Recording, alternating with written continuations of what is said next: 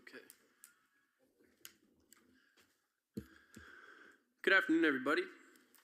Welcome to Dania Beach. This is our Community Redevelopment Agency regular meeting, Tuesday, July 9th, 2024, just after 6. Clerk, could I have a roll call, please?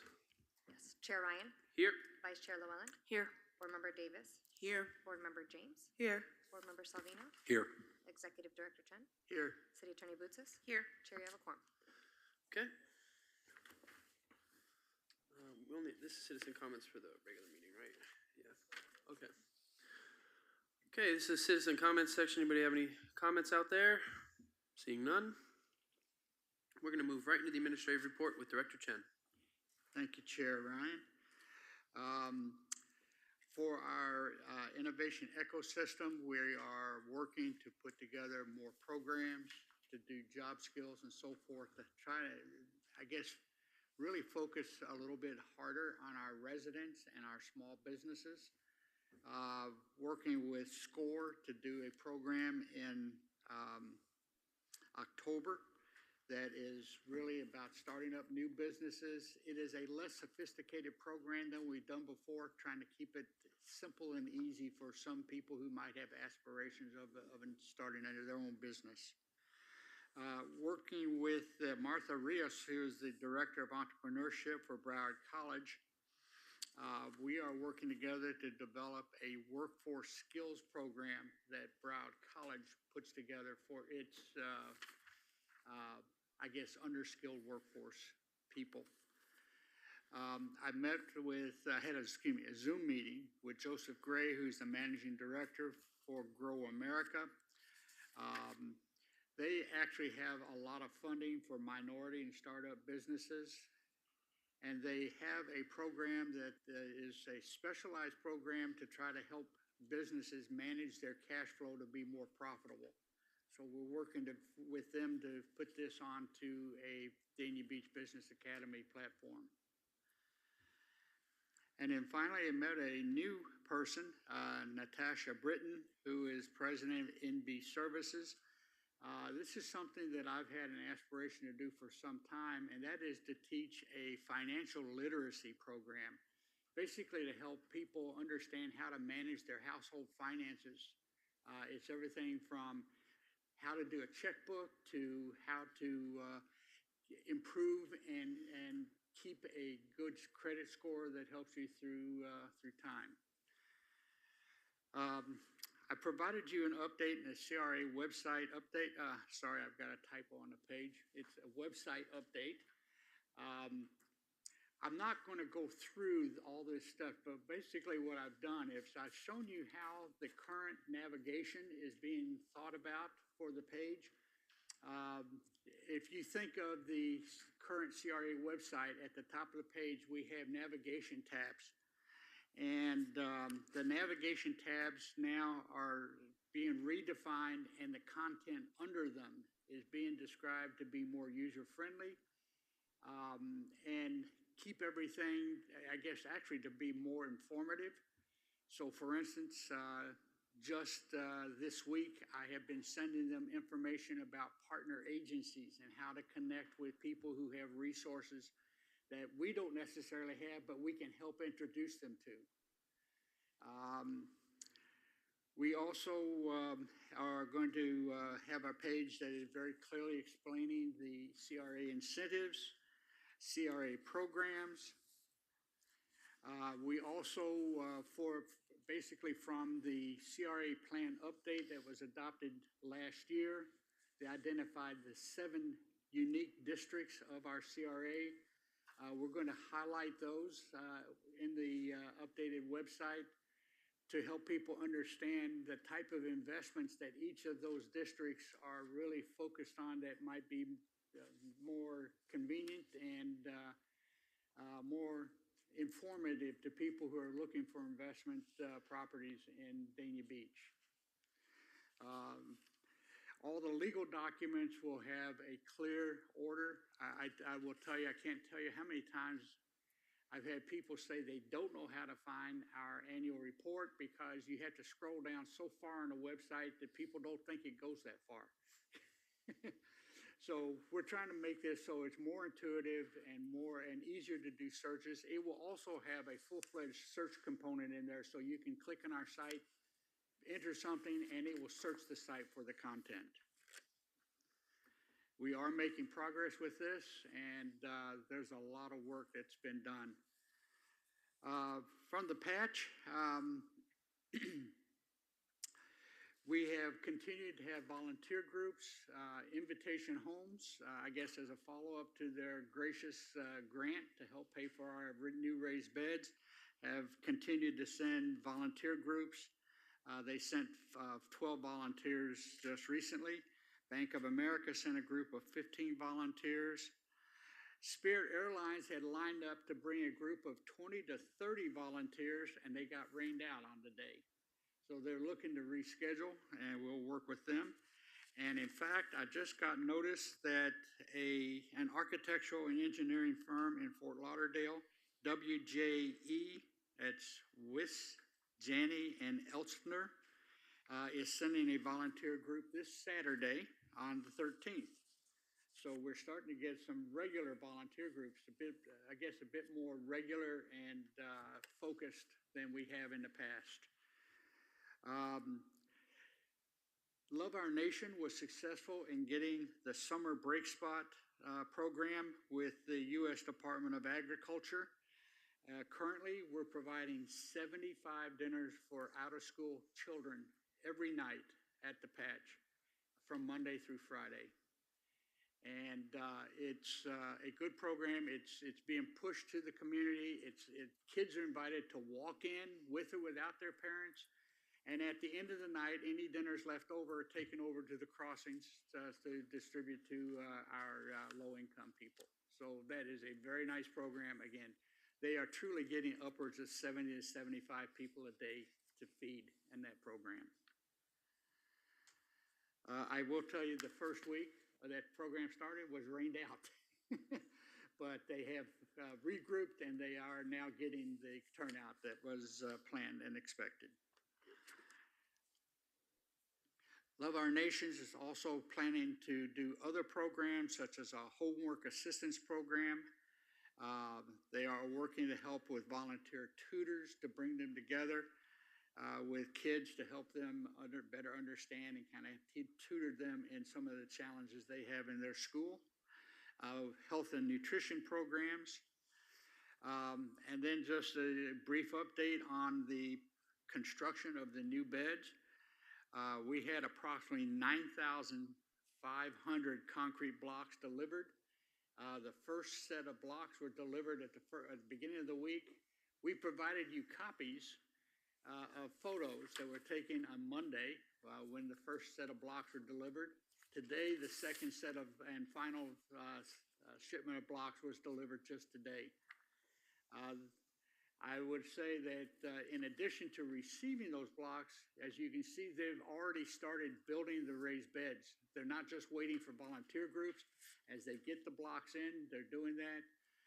We're looking to actually we hope to have some compost starting to deliver next week to where the new beds that they're building can be filled with compost and prepare them for the growing season. We're also working on order for seeds for the nurseries. I mentioned to you before, I think last month, that we have brought our current nursery up to its optimum growing conditions, and we're looking to add a second nursery to provide sufficient capacity for seedlings so that we can keep all of these raised beds filled with crops. So that is my admin report for this month. Thank you. Okay, thank you, Director Chen. Any questions? Yeah. Board Member Salvino? Yeah, Michael, when you, the block that are being put up already, you said you're gonna fill it with compost. When does the next growing season start that they would plant in there? The actual prime growing season, they're going to try to stretch it, catch it at the end of August and September. They will expect to have I guess the first real crops produced from this perhaps by November. And what would that be? What type of crop is that? It would be a lot of lettuce, kales, cucumbers, the type of things that were special. Peppers. For the fall? Right now, about the only thing that grows in this heat is eggplant.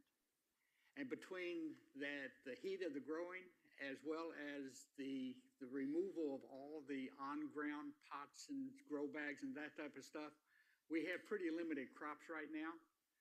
That's so that there's plenty of space to actually build the concrete raised beds. And one more question for you. Are Yes. we doing any fruit trees over there at all?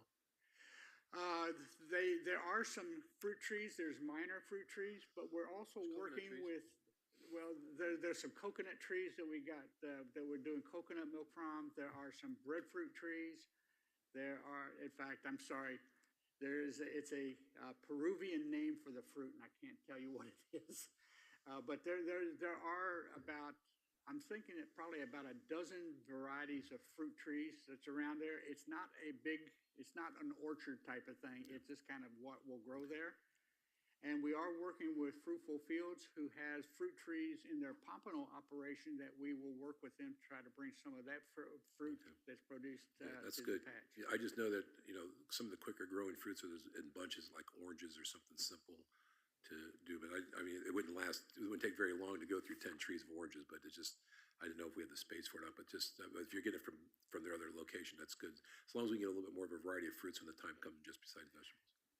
Our objective is try to figure out how to expand the range of crops that we can grow throughout the year and not be as in such a slump through the summer heat. Okay, So we are looking at, and fruits tend to grow better in the summer than vegetables do. thank you.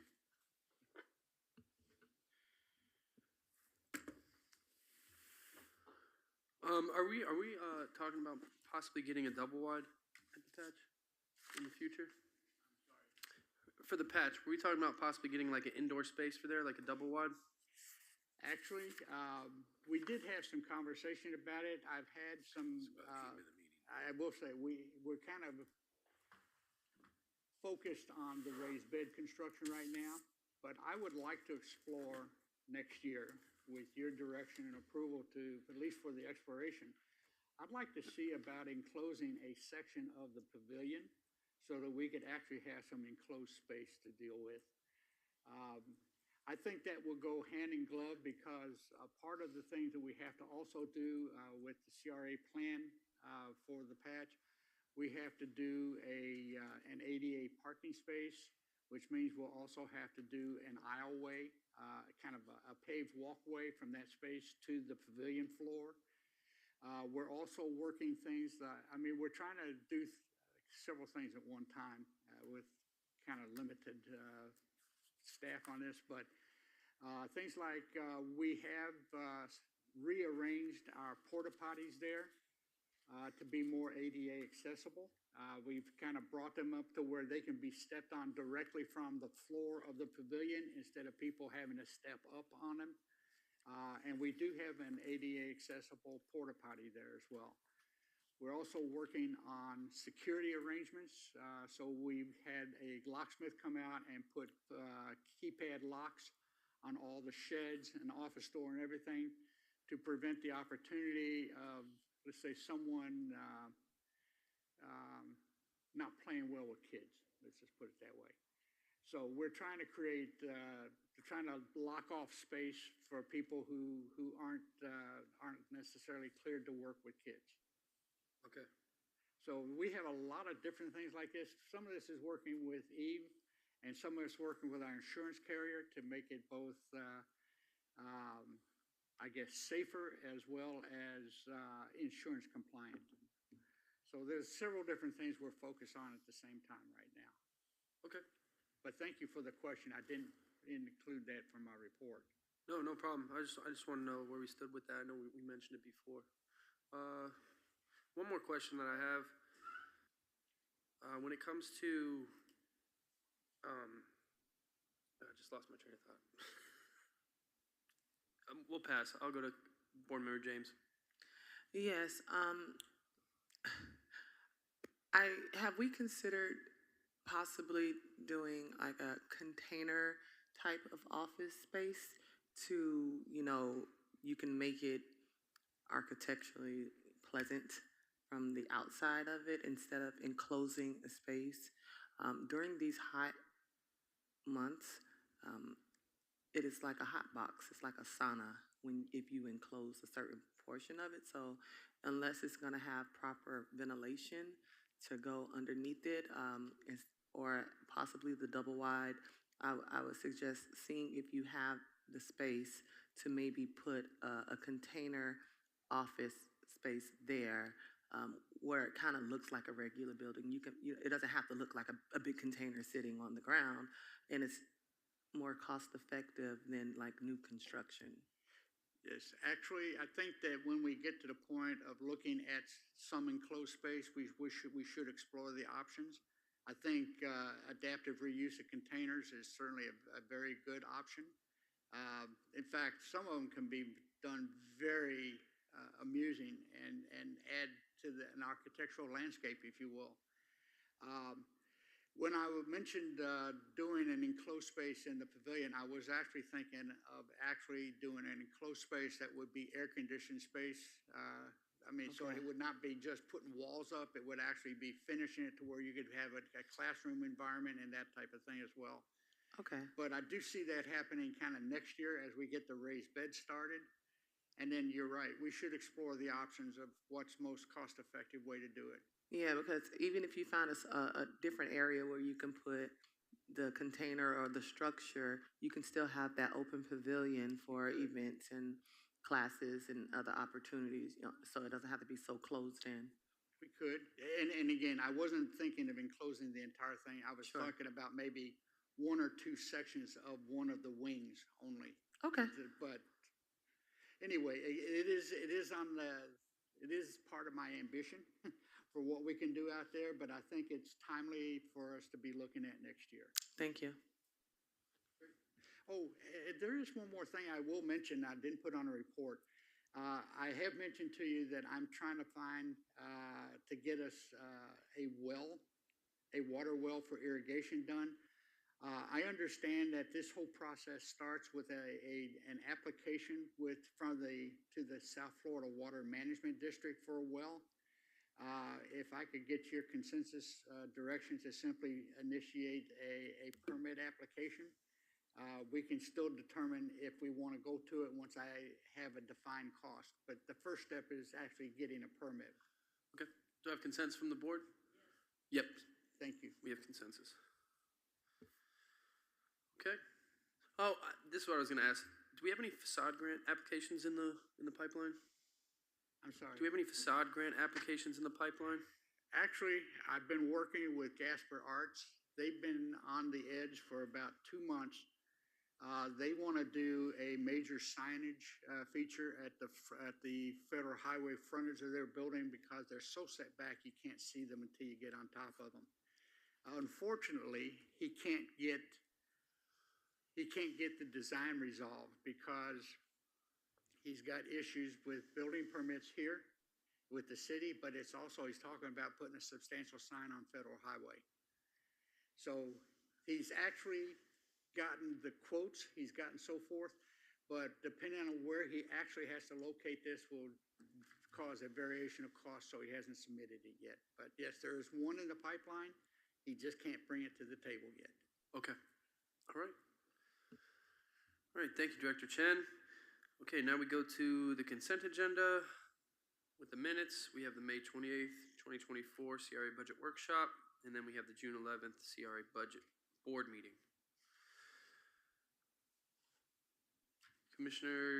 Board Member James? Make a motion to approve the consent agenda. All right, motion to approve. Vice Chair? Second.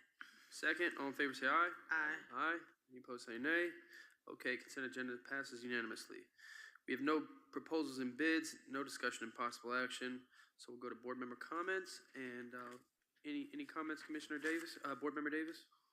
Just briefly, I want to acknowledge and thank Michael.